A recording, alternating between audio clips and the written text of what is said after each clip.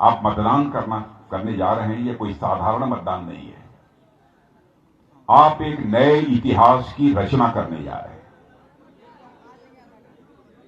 क्योंकि पिछले 30-40 वर्षों का राजनीतिक इतिहास उत्तर प्रदेश का उठाकर देखिए, लगातार 2 बार किसी भी राजनीतिक पार्टी की सरकार नहीं बनी है।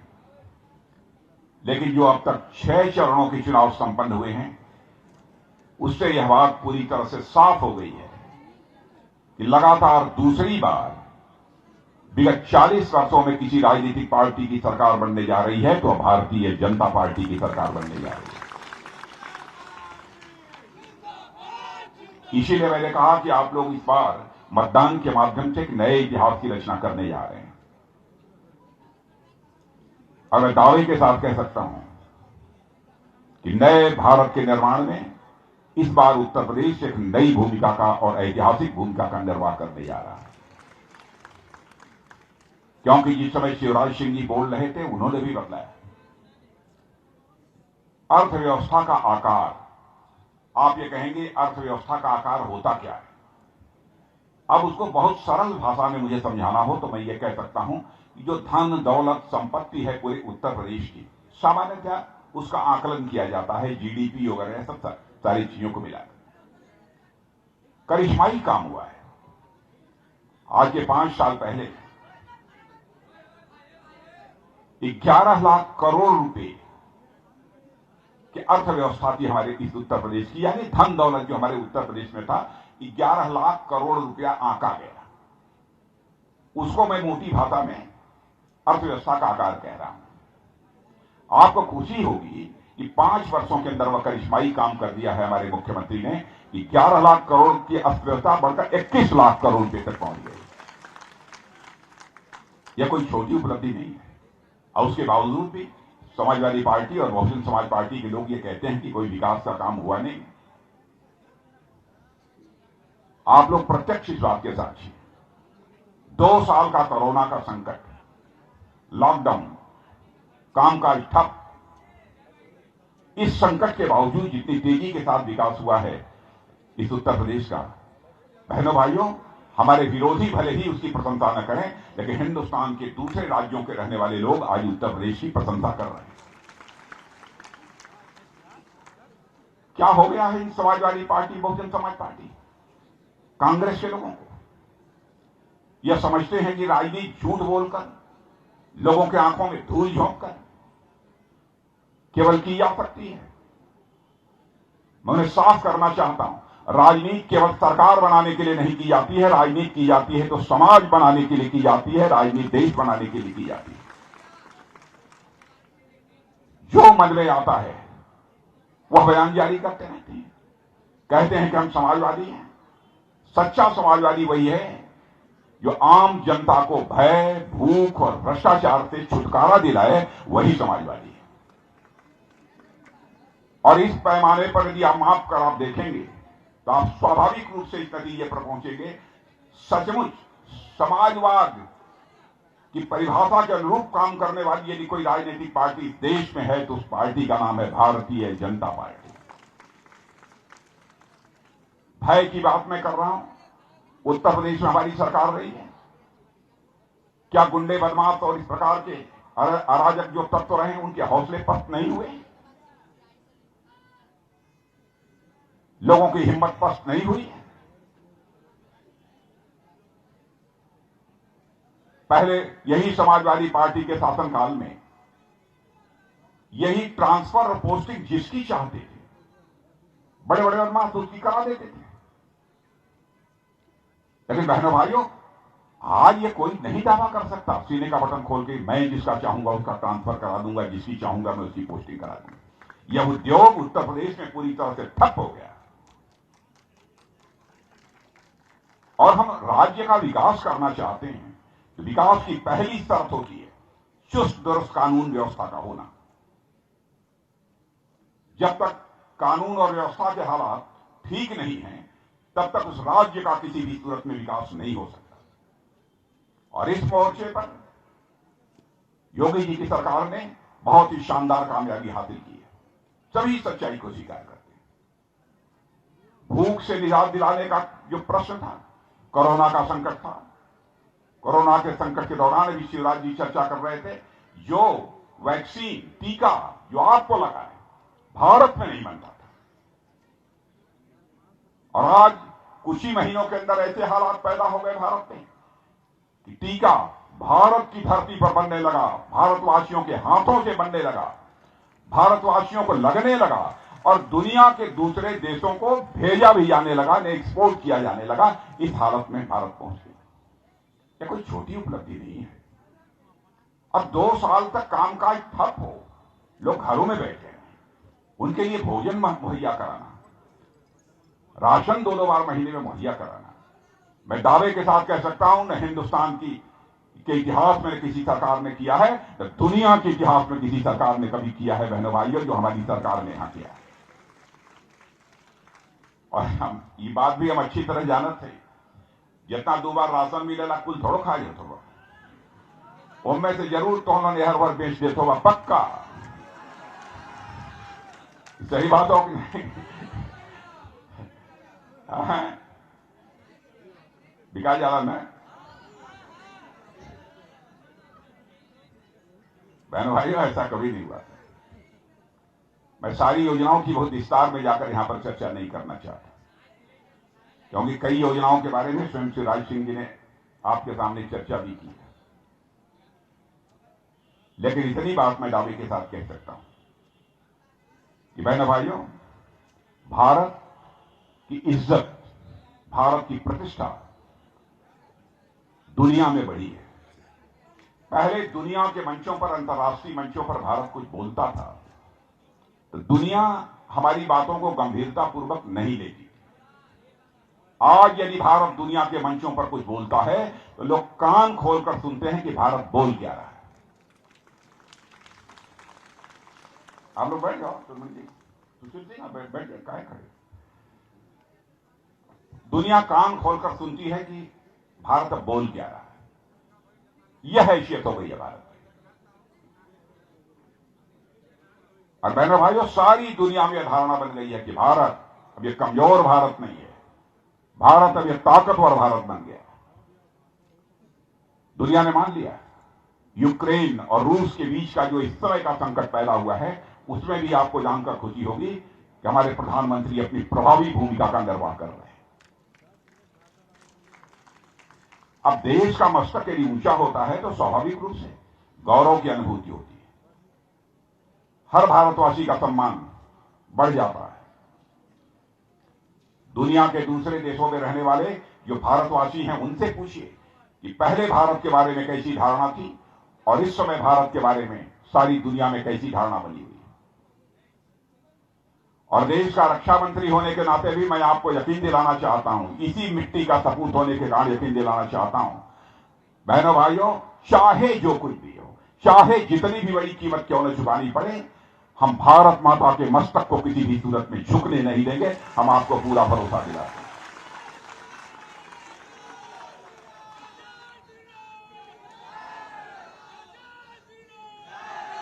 मुझे तकलीफ हुई जबकि कांग्रेस के नेता राहुल गांधी संसद में खड़े होकर एक दिन उन्होंने बोल दिया, कहा कि लद्दाख में, गलवान घाटी में जो भारत और चीन के सेना के जवानों के बीच संघर्ष हुआ था, उसमें चीन की केवल 3-4 सेना के जवान मारे गए और भारत के बड़ी संख्या में सेना के जवान मारे गए। यह बोलते समय उन्होंने कुछ आगे पीछे कुछ नहीं देखा।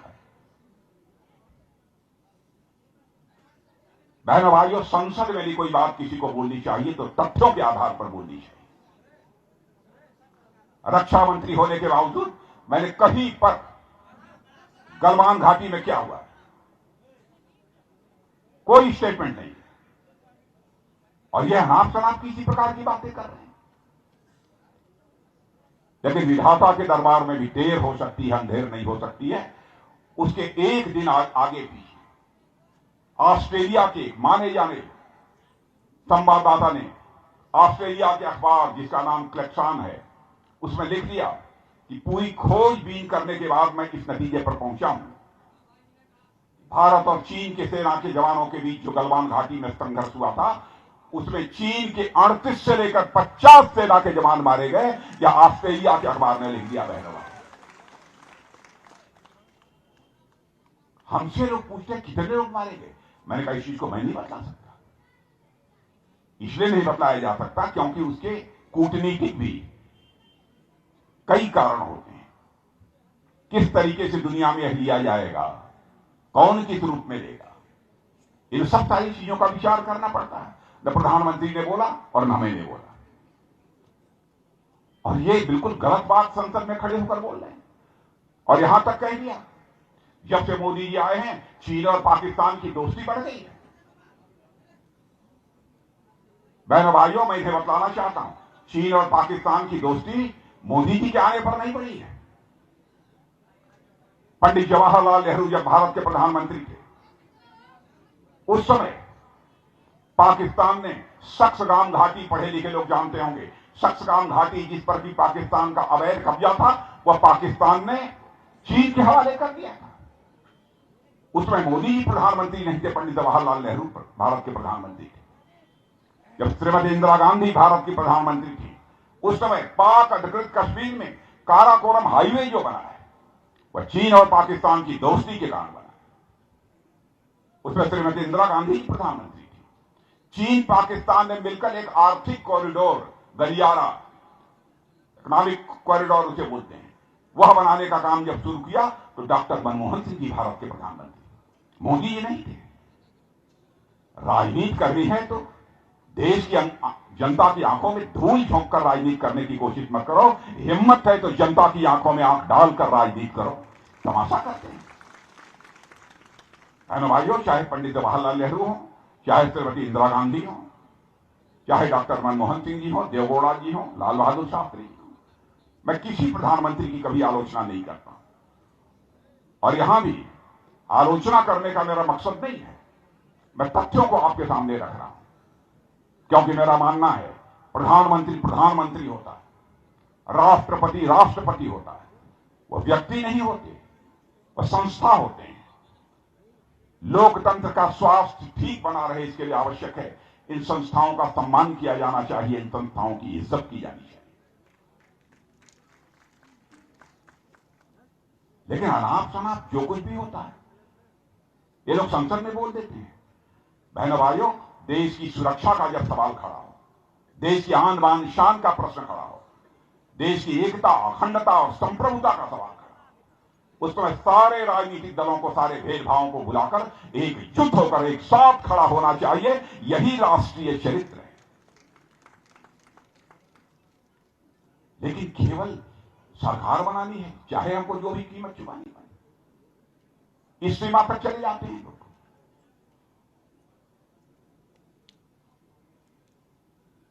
और आपने देखा एक बार की उरी और पुलवामा की जो घटना हुई थी, मैं भारत का गृह मंत्री था उस समय, पाकिस्तान के आतंकवादियों ने आकर हमारे अर्धसैनिक बल सीआरपीएफ के जवान थे, कुछ बीएसएफ के थे, उनके ऊपर कायराना हमला कर दिया कश्मीर घाटी में आकर, उरी पुलवामा में। और उसके बाद तो प्रधानमंत्री जी के साथ जो ही हम लोग बैठे, 10 मिनट के अंदर फैसला हो गया। और उसके बाद आपने देखा कि हमारे बहादुर सेना के जवान पाकिस्तान की धरती पर जाकर सर्जिकल स्ट्राइक और एयर स्ट्राइक करके आतंकवादी ठिकानों का सफाया कर दिया। हमने सारी दुनिया को यह संदेश साफ तौर पर दे दिया, भारत का यह इतिहास रहा है, दुनिया के किसी देश पर न तो हमने कभी आक्रमण किया है और न दुनिया के किसी देश की 1 इंच जमीन पर कभी हमने कब्जा किया है। लेकिन भारत की तरफ यदि कोई आंख उठाकर देखने की जरूरत करेगा तो भारत के अंदर वह ताकत है कि हम उसे बाउंड्री के इस पार भी मार सकते हैं, और जरूरत हुई तो बाउंड्री के उस पार भी जाकर मार सकते हैं। यह भारत के अंदर ताकत है। बहनों भाइयों, आपको भारतीय जनता पार्टी का संबल चाहिए। बराबर चंदौली ने इसमें सहयोग किया है। पता नहीं क्या हो गया, 1-2 विधानसभा के चुनाव में सकलडीहा में हमारा प्रत्याशी जिसे कामयाबी मिलनी चाहिए थी, नहीं मिल पाई। आपके सांसद डॉक्टर महेंद्रनाथ जी पांडे, मैं जानता हूं बहुत ईमानदारी और निष्ठा के साथ अपने संसदीय निर्वाचन क्षेत्र में लोगों की सेवा कर रहे हैं, बराबर चिंता करते रहते हैं अपने क्षेत्र की। क्यों नहीं यहां से प्रत्याशी जीतेगा? क्या आप लोग एक बार संकल्प नहीं ले सकते कि चाहे जो कुछ हो गया हो जाए, बहुत कुछ हो गया, एक बार हम भारतीय जनता पार्टी के प्रत्याशी को सकलडीहा से जिताकर भेजेंगे ही? क्या यह संकल्प नहीं लिया जा सकता? क्यों बार बार होता है कि चंदौली में हम सभी सीटें जीत जाते हैं, यही रह जाते हैं? एक बार शायद सुशील सिंह जीते थे और वो अभी निर्दल जीते थे। बहनों भाई, आज भारतीय जनता पार्टी की चर्चा सारी दुनिया में हो रही है और आपको जानकर खुशी होगी, भारतीय जनता पार्टी दुनिया की नहीं, भारत की नहीं, दुनिया की सबसे बड़ी राजनीतिक पार्टी बन गई है। दुनिया की सबसे बड़ी राजनीतिक पार्टी बन गई और सकलडीहा में हमारे अनुकूल परिणाम न आए, ये हमारे लिए चिंता का विषय है। लोग कहेंगे क्या हो गया इन लोगों को, और उसमें हमारी भी बदनामी होगी, कहेंगे चंदौली वाले ऐसे ही होती है। तो ऐसा मत करा जाए। आप लोग ठीक है, यहां जो है माना थी कि मैं सब लोग भारतीय जनता पार्टी की जीते हैं, लेकिन थोड़ा आप लोग भी 2 दिन दूर आत है नहीं कहल जात। प्रधानी की जब चुनाव होला तो भैया अंतिम रात है, कतल का रात है।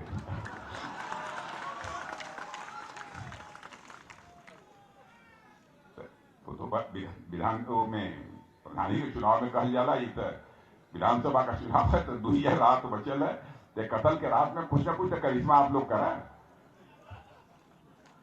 क्या आप लोग अब केवल मीटिंग है में आजीबा ताली बजा देबा, जय जयकारा लगा देबा, हम मस्त होकर चल जाएगी, वाह जीत गई।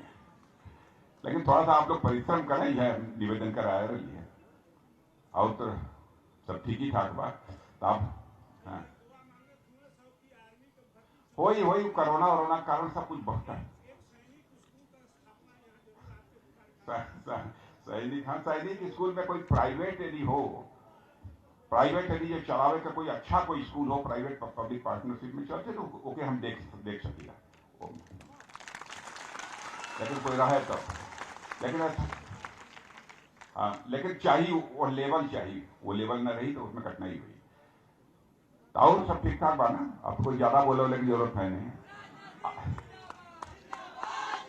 अब मानो अब अंतिम सभा हमारे चकिया में, और बाद 1.25 महीना हो गए दौड़त यहाँ पंजाब, मणिपुर, उत्तराखंड, गोवा, उत्तर प्रदेश, अब अंतिम सभा चकिया में हो, पहले यहाँ होते।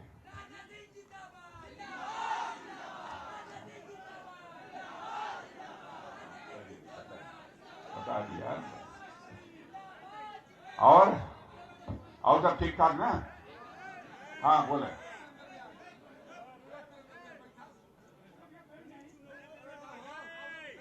हाँ, अरे ये लोग बदलाइबा नहीं करते, हम क्या करी चुनाव? ये लोग बहुत गड़बड़ आदमी हुआ, जब चुनाव होला तब मैं बुला हुआ है ना, तो इन्हान उनके आप लोग कहिया तो हम जरूर आ जाओ। आओ सब ठीक ठाक बात ना?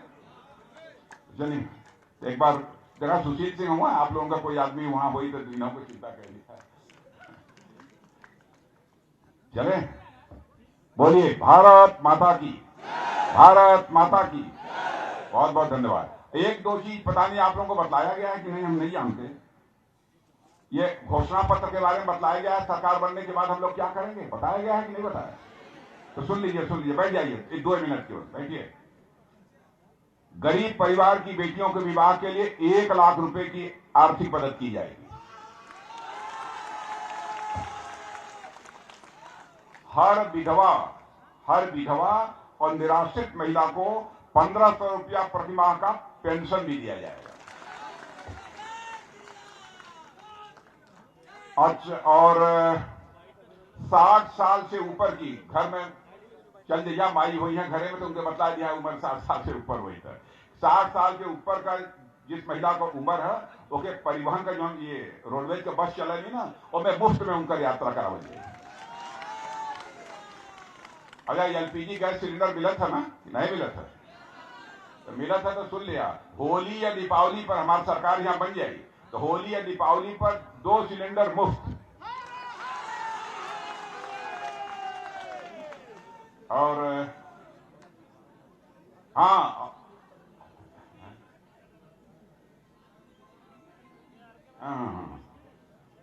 10 लाख रोजगार और स्वरोजगार के मौके दिए जाएंगे। माने कोशिश सरकार यह करेगी, कोशिश यह करेगी या तो रोजगार मिल जाए, नहीं तो कोई अपना काम स्वरोजगार मिल जाए, बिना काम के कोई न रहे, यह सरकार की कोशिश होगी। अब सभी जो ये मकान बनाने वाले अथवा जो मजदूर होते हैं उनका 1 लाख रुपए का मुफ्त बीमा किया जाएगा।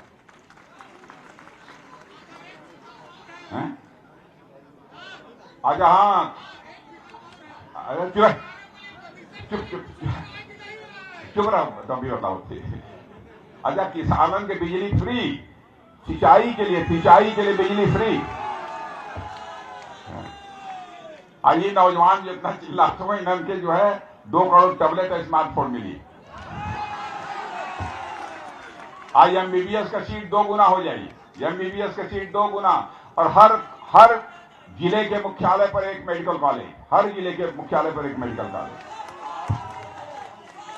गन्ना उन्ना नहीं होता ना, ज्यादा जान बचो।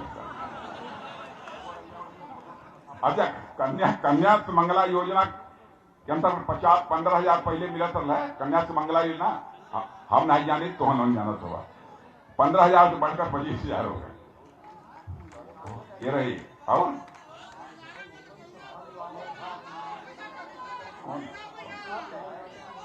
हाँ, बब्बन चौहान ने ज्वाइन किया। आइए बब्बन जी, और बाबा